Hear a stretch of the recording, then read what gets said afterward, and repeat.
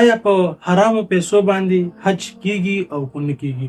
څوک هم چې اوس حج له ځي او د هغه پیسې حرامي، نو دا بیان لازمي واورئ او مخکې ملګرو سره شیر کړئ چې د حرامو پیسو باندې حج کیږي او که نه کیږي. راځئ چې ټول په شریکه باندې دا بیان واورو. په دې کې اولنی سوال دا یو ورور کړی دی چې په حرام مال باندې حج کول څنګه دي؟ جواب د دې مسئلې هغه دا یاد ساتئ چې حج یو لوی عبادت دی، بلکې د اسلام په ارکانو کې یو رکن دی او دا داسې عبادت دی. بعض عبادت هغه چې هغه صرف مالی، صرف مال پکې لګي، په بعضو کې صرف بدن لګي، په بعضو کې مال او بدن دواړه لګي. او په دې عبادت کې مال او بدن دواړه لګي په حج کې، نو بدن به هم ستړی کې او مال به هم لګي. او الله رب العزت نه قبلی مگر هغه مال چې هغه پاک او حلالي، حرام الله نه قبلی. ومشهور حدیث ته ان الله طیب لا يقبل الا طیبا، الله پاک دی نه قبلی مگر پاک مال او پاک عبادت، پاک وینا، پاک کار. نو کله چې یو سړی حج وکړي او د ده په حج کې حرام ومي، حرام مال پکې، کې حج کې په ډېرو ځایونو کې مال لګي،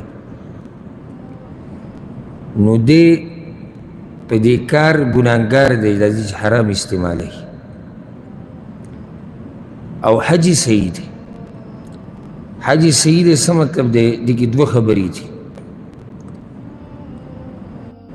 یو حج صحیح دی یعنی دا حج د ده نه وشو، فریضه ساقطه شوه، یعنی د په ذمه باندې یو حج په ژوند کې لازم دی چې سړي طاقت، هغه فریضه ترې ساقطه شو. هر چې ثواب دی نو هغه درته داسې نه میلاویږي کوم چې حدیثونو کې ذکر دی. لکه حدیث کې راځي چې څوک حج وکړي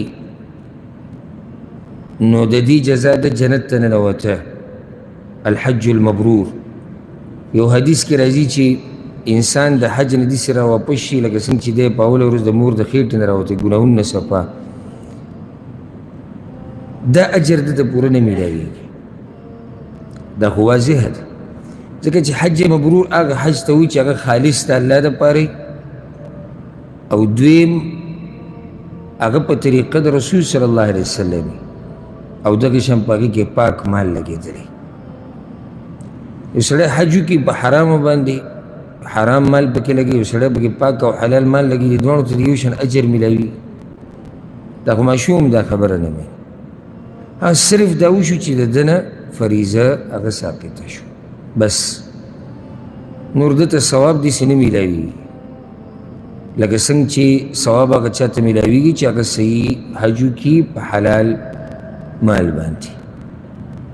هر چې یو حدیث خلک ذکر کوي، بعض مولیان هم ذکر کوي، په هغې کې دا دي چې څوک چې په حرام باندې حج وکړي، په حرام مال باندې، او دی الله ته وایي چې لبیک اللهم لبیک، نو الله ورته وایي چې لا لبیک ولا سعدیک وحجک مردود علیک، یعنی نه ستا د تلبیه قبوله ده، ستا د حج مردود دی، واپس کېږي په تا باندې. نو دغه حدیث نه دی ثابت. په صحیح سند سره داسې حدیث نه دی ثابت چې پهې کې دی چې د حج بالکل نه قبلیږي. حج قبول شو معنی دا چې فریضه ترې ساقطه شو، خو ثواب هغه داسې نه دی لکه څنګه چې یو مؤمن ته د صحیح حج چې په پاک مال باندې کړی هغه ثواب چې میلاوي. ښه دا و د شیخ صاحب قیمتي او اهم بیان چې تاسو واورېدلو. د دغه شان اهم او بهترینو بیانونو دپاره تاسو زموږ سره اوسئ. السلام علیکم ورحمة